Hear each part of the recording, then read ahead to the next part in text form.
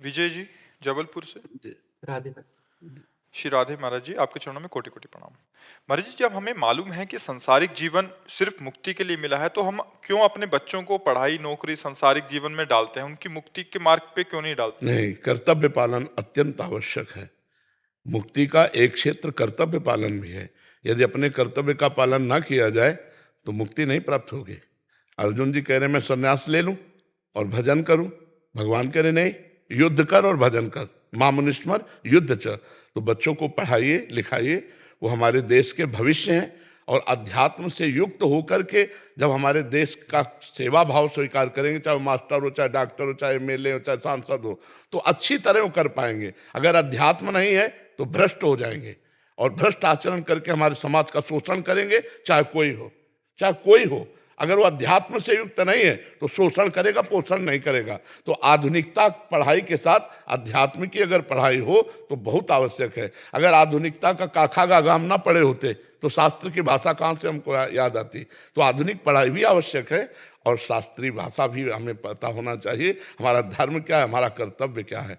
आज जो है बहुत गिरता स्तर चला जा रहा है हमारे समाज का। कैसा गिरता स्तर है वो देखने से पता चलता है। 4 लड़के एक लड़की को छेड़ रहे हैं और 4 आदमी आराम से चले जा रहे हैं और वीडियो बनाते हुए चले जा रहे। तुम्हें मनुष्यत्व है कि नहीं? एक चैन खींच करके महिला को गिरा देता है और आदमी कार से और मोटरसाइकिल से चल रहे हैं, वो आराम से निकल जाता है।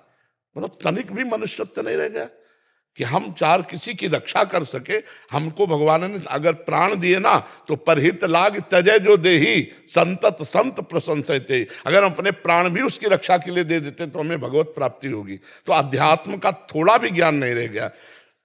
ये तो मान लो मनुष्य शरीर की बात हम कह रहे। महाराज शिव सिंहासन पर विराजमान थे, इतने में कबूतर आके गिरा। महाराज मेरी रक्षा कर लो, बाज मुझे खाए जा रहा है। तो बाज आकर ऊपर ऐसे बैठ गया। बाज ने कहा कि महाराज शिवी, इस कबूतर को छोड़ दो, क्योंकि धर्म में, शास्त्र में बाज का आहार कबूतर निश्चित किया गया है और मैं भूखा हूं। अगर मैं नहीं खाऊंगा तो मेरे प्राण नष्ट हो जाएंगे, तो आपको मेरी हत्या का अपराध लगेगा।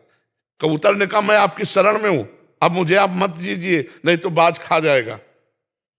शिवी महाराज ने कहा कबूतर तो नहीं दे सकता, पर तुम्हारे प्राणों को भी मैं छूटने नहीं दूंगा, मैं तुम्हारे लिए मांस मंगाता हूं। बोले नहीं महाराज, कहीं भी ऐसा नहीं है कि बाज मरे हुए या मारे हुए पशुओं का खाता हो, हम स्वयं शिकार करते हैं और ये हमारा शिकार है। तो उन्होंने कहा कि ऐसा हो सकता है कि अगर मैं अपने मांस को दूं, मैं जिंदा हूं और तुम उसे खाकर तृप्त हो जाओ, लेकिन कबूतर को न खाओ। उनका ऐसा हो सकता है। तो बोले तराजू लाओ, अपनी जांग का मांस काट के रख। अब वो कबूतर हो तो तौल जाए। वो तो भगवान अग्निदेव आए थे परीक्षा लेने कबूतर के रूप में, और वो बाज के रूप में देवराज इंद्र थे। जब सब जगह का मांस रखा और पूरा नहीं हुआ तो आप बैठ गए और कहा मुझे खा ले, लेकिन कबूतर को नहीं खाने देंगे।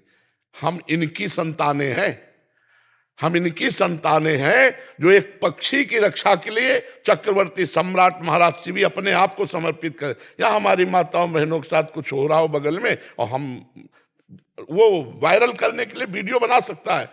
एक्सीडेंट हुआ पड़ा है आदमी, वो कार का शीशा खोलेगा, वीडियो बनाएगा और चल देगा। ये क्या है?